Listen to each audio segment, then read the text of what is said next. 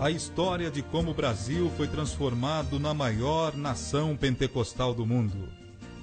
Enquanto o avivamento conquistava terrenos e dominava a vida religiosa em Chicago, fatos de alta importância envolveram 2 jovens suecos residentes nos Estados Unidos, que em breve teriam suas vidas intimamente ligadas à história das Assembleias de Deus no Brasil. Na cidade de South Bend, no estado de Indiana, morava um pastor batista que se chamava Gunnar Wingren. Atraído pelos acontecimentos do avivamento de Chicago, o jovem oriundo da Suécia foi a essa cidade a fim de saber o que realmente estava acontecendo ali.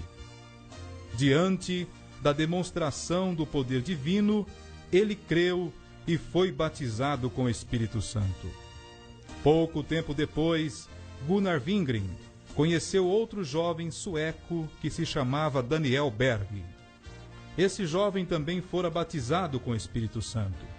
Após uma ampla troca de informações, experiências e ideias, Daniel Berg e Gunnar Wingren descobriram que Deus os estava guiando numa mesma direção.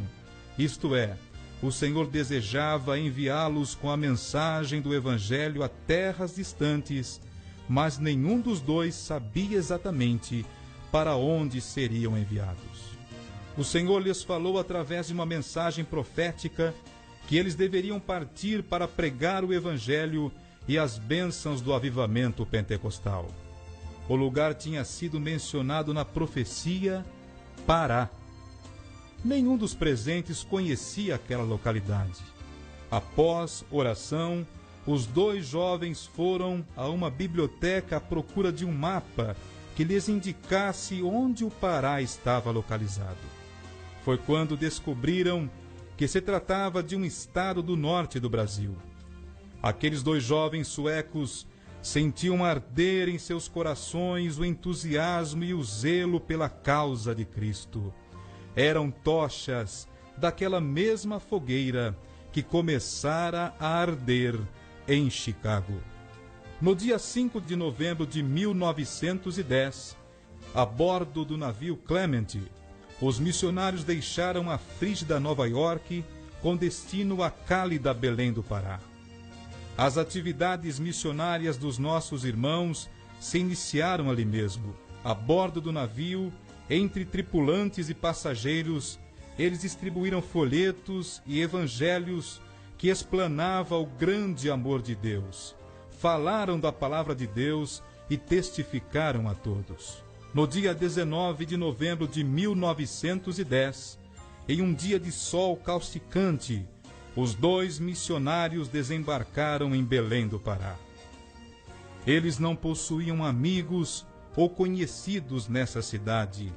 Não traziam endereços de alguém que os acolhesse ou orientasse. Vinham unicamente encaminhados à graça de Deus. Tinham a protegê-los o Deus de Abraão. Carregando suas malas, enveredaram por uma rua. Ao alcançarem uma praça, sentaram-se em um banco para conversar e ali fizeram a primeira oração em terras brasileiras. Oraram por um povo que lhes eram desconhecidos, mas que já amavam e pelo qual estavam dispostos a sacrificar-se. Os avivamentos nascem como resultado de oração, pois aqueles que vivem no avivamento alimentam-se da oração. Os jovens missionários tinham o coração avivado pelo Espírito Santo e oravam de dia e de noite, sempre com a visão de que o campo é o mundo. Mesmo com a dificuldade de falar o português, pregavam nas praças, falavam do amor de Deus e entregavam os folhetos e bíblias para as pessoas. Daniel Berg, vendo esta dificuldade de idioma, se dedicava ao trabalho, enquanto Gunnar Wingren se dedicava aos estudos do idioma, o português.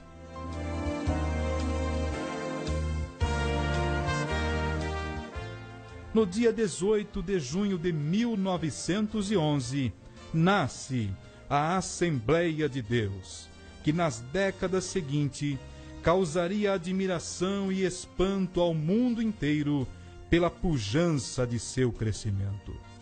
Em tudo isso, se pode notar a mão de Deus operando através de homens e mulheres humildes. Como se vê, esta obra não pertence a homem algum, mas a Deus somente. A nova igreja estava livre para evangelizar e ousadamente anunciava a salvação, a cura divina, o batismo com o Espírito Santo e a volta de Jesus Cristo para buscar a sua igreja. Estavam todos cheios do poder de Deus. Em resposta às suas orações, o Senhor operava sinais e maravilhas, vivificando cada testemunho e sermão. O Espírito Santo convencia o mais vil pecador. Os missionários alcançaram muitos estados e cidades brasileiras, e nossa cidade, Jundiaí, também teve a passagem de um desses missionários, Daniel Berg. O grão germinou, floresceu e deu muitos frutos. Mas a passagem de Daniel Berg não fora sem marcas por aqui. Em um culto ao ar livre na rua JJ Rodrigues, chegou a ser apedrejado juntamente com os primeiros convertidos. Essa perseguição religiosa foi intensa em todos os lugares por onde passaram. Portanto, nossos missionários Daniel Berg e Gunnar Wingren combateram o bom combate, encerraram a carreira e guardaram a fé.